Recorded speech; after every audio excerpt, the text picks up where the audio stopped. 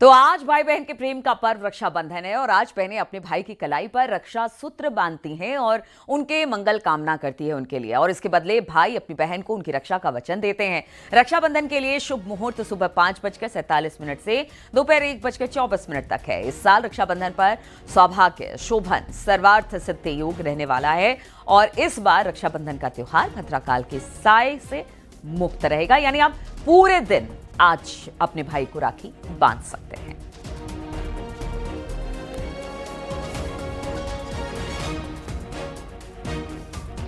तो देखिए, आज दोपहर 1:24 पर शुभ मुहूर्त है, लेकिन सबसे अच्छी बात यह है कि अगर आप शुभ मुहूर्त पर राखी नहीं भी बांधते हैं, क्योंकि भद्राकाल आज पूरे दिन नहीं लग रहा है।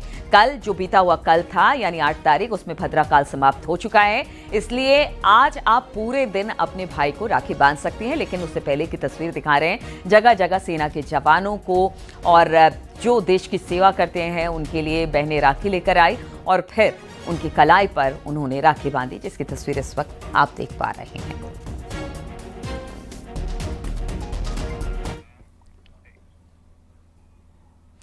और रक्षाबंधन के मौके पर योगी सरकार की 3 दिन महिलाओं के लिए फ्री बस सेवा को लेकर लोगों में खासा उत्साह है। बस स्टेशनों पर लोगों की भारी भीड़ लगी हुई है, लोग फ्री बस सेवा का लाभ उठा रहे हैं। कई जिलों में भारी बारिश की तस्वीरें सामने आई है। आजमगढ़, गाजियाबाद और एटा में बसों में भारी भीड़ कल से ही देखने को मिल रही है।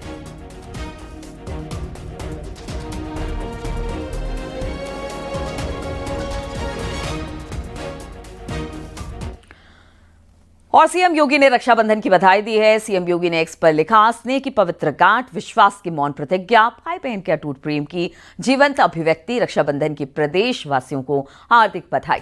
रक्षा सूत्र की नन्ही डोर सिर्फ कलाई नहीं बांधती बल्कि आत्मा को जोड़ती है। ये हर युग में मर्यादा और आत्मीयता की अमर गाथा सुनाती है और बुनती है।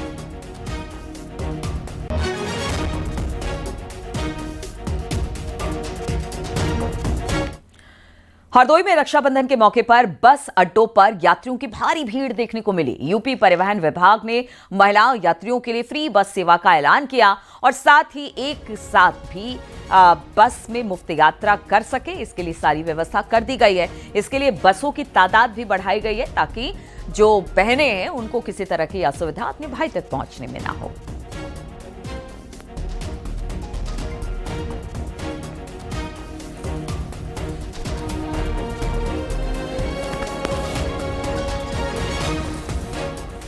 तो तस्वीरें तो उत्तर प्रदेश के मुख्यमंत्री, उनके द्वारा ये तोहफा दिया गया है बहनों को। और अब एक और आदेश आ गया कि बहनों के साथ जो उनका सहयोगी होगा, भाई होगा, पिता होगा या कोई भी होगा, वो देख सकते हैं किस तरीके से बच्चा चढ़ रहा है, वो भी निःशुल्क ही जाएगा। हम कहेंगे अपने कैमरामैन से ऊपर थोड़ा सा उठा करके दिखाएं किस तरीके से बहनों की लाइन लगी हुई है बस में रोडगेट में चढ़ने के लिए। आप देख सकते हैं किस तरीके से लोग अपनी बारी का इंतजार कर रहे हैं और हर बस का यही हाल है, पूरी तरीके से फुल होकर के बस जा रही है।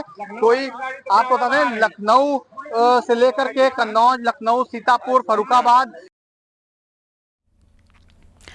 तो एसपी की पीडीए पाठशाला पर सियासी बहस अब जारी है। सीएम योगी और अखिलेश के वार पलटवार के बाद अब डिप्टी सीएम ब्रजेश पाठक और मंत्री संदीप सिंह ने भी अखिलेश को घेर लिया। ब्रजेश पाठक ने निशाना साधते हुए कहा कि पीडीए पाठशाला में औ से अलकायदा और ब से बाबर होता है। एसपी जहां पीडीए पाठशाला को बड़ा सियासी मुद्दा बनाना चाहती है, वहीं बीजेपी की तरफ से भी पलटवार जारी है। देखिए जरा ये रिपोर्ट।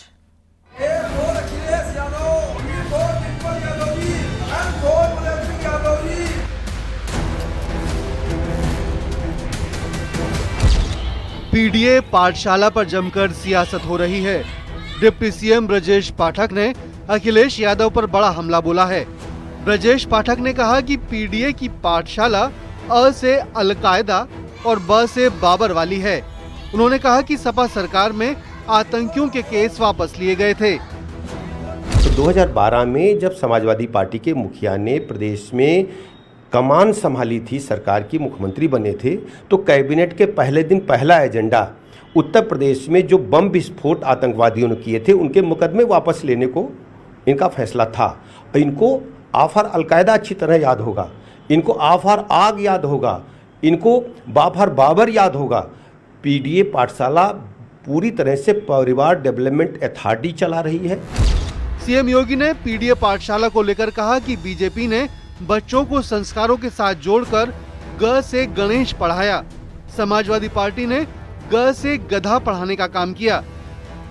आपने देखा होगा जब इन्होंने नकल को अपना जन्मसिद्ध अधिकार माना था और छात्रों के भविष्य के साथ खिलवाड़ करना प्रारंभ किया था, तब इन्होंने जब सरदेव कल्याण सिंह जी की सरकार ने 1991 और 1997 में व्यवस्था की थी कि ग से गणेश पढ़ाया जाएगा, गणपति विघ्नहर्ता है, शिक्षा के क्षेत्र की विघ्न और बाधा को दूर किया जा सके, तो उस समय जब कुछ दिन के बाद समाजवादी पार्टी की दुर्भाग्य से सरकार आई तो उन्होंने कहा ग से गणपति नहीं, ग से तो गधा पढ़ाया जाएगा।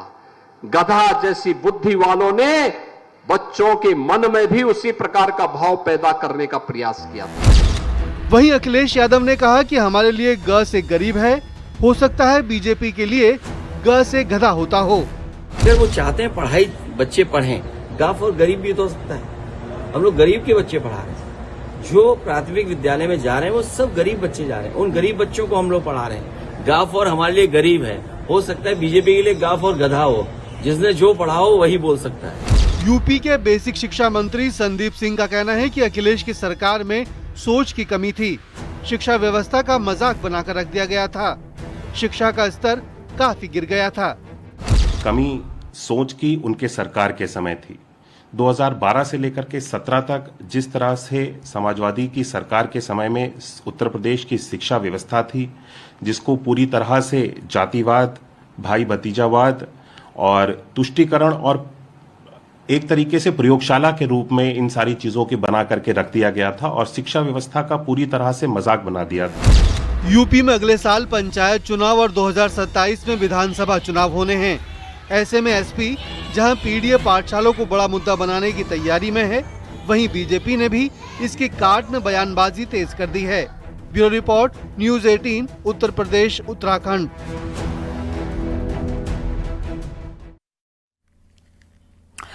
और संभल में संदिग्ध परिस्थितियों ने भाई और बहन की मौत हो गई और साथ ही परिवार के 5 लोग बीमार हो गए, जिनका इलाज इस वक्त चल रहा है। फिलहाल मौत की वजह अभी तक साफ नहीं हो पाई है। कयास लगाए जा रहे हैं कि फूड पॉइजनिंग के कारण दोनों की मौत हुई। दोनों भाई बहन बिरयानी उन्होंने खाई थी, जिसे खाने के बाद उनकी हालत बिगड़ गई।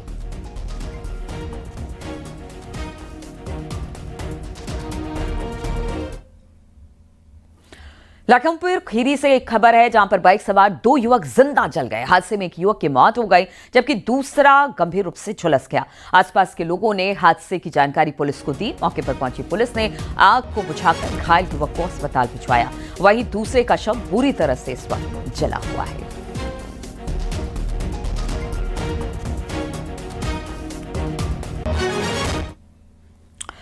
और मैनपुरी से खबर, जहां पर किसान कृपाल सिंह हत्याकांड में पुलिस ने आरोपियों को गिरफ्तार किया। मृतक किसान का बेटा सहदेव ने अपनी पत्नी और 2 साथियों के साथ मिलकर हत्याकांड की साजिश रची। पुरानी रंजिश में पिता को बेटे ने गोली मारी और पुलिस ने आरोपियों को गिरफ्तार कर तमंचा कारतूस बरामद किया। परिजनों ने पहले अन्य लोगों पर हत्याकांड का झूठा केस दर्ज कराया।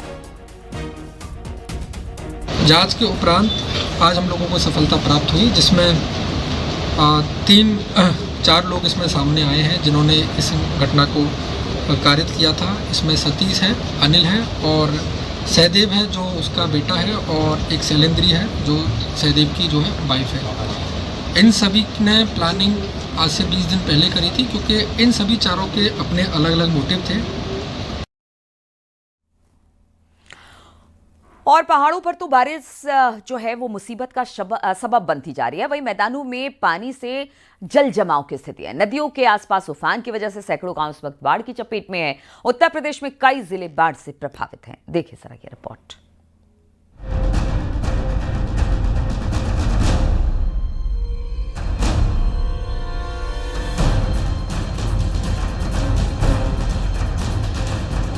एक तरफ पहाड़ों में तबाही मची हुई है, तो वहीं मैदानों में बाढ़ ने हालात मुश्किल बना दिए हैं।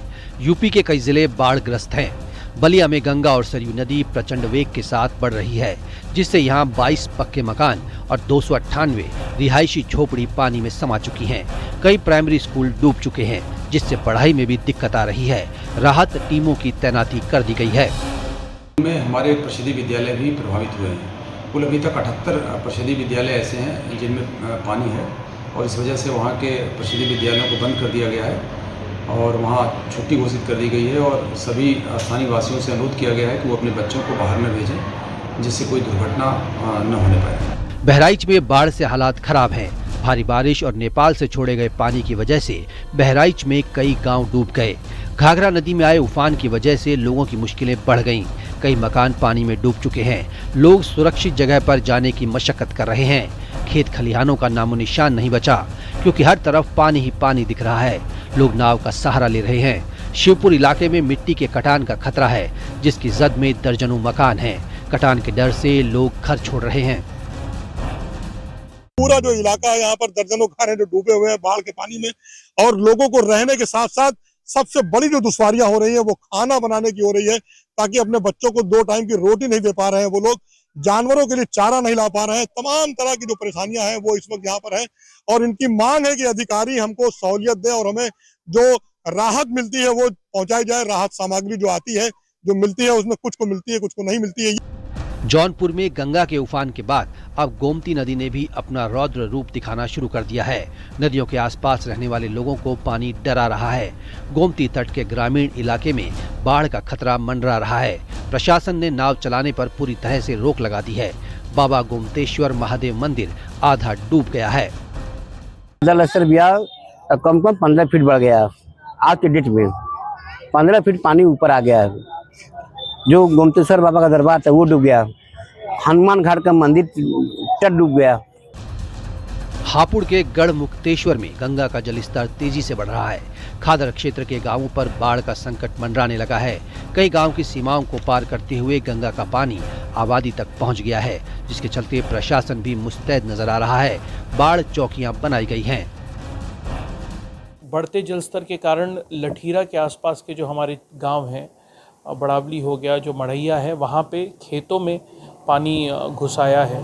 कल रात्रि को मेरे और कप्तान साहब के द्वारा इन क्षेत्रों का भ्रमण भी किया गया तो खेतों में लगभग 1-2 फीट पानी आ गया है, परंतु चूँकि गांव की आबादी थोड़े ऊंचे स्तर पर स्थित है इसलिए आबादी में अभी पानी नहीं घुसा है। बिजनौर की बात करें तो बाढ़ से कई गांव प्रभावित हुए हैं। सड़कों पर हर जगह जल भराव दिख रहा है। अमेठी में रुक रुक कर बारिश आफत बन गई है। गयासपुर गांव में तेज हवा के चलते एक पुराना पेड़ घर के छप्पर पर भर भरा कर गिर गया। एक महिला की मौत हो गई। राजधानी दिल्ली की बात करें तो यहाँ यमुना नदी उफान पर है। यमुना नदी का जलस्तर खतरे के निशान के पास पहुँच चुका है। अगर यमुना में और पानी छोड़ा जाता है तो नदी के आसपास के इलाकों में बाढ़ का खतरा हो सकता है। Bureau report, news 18, UP, Uttarakhand.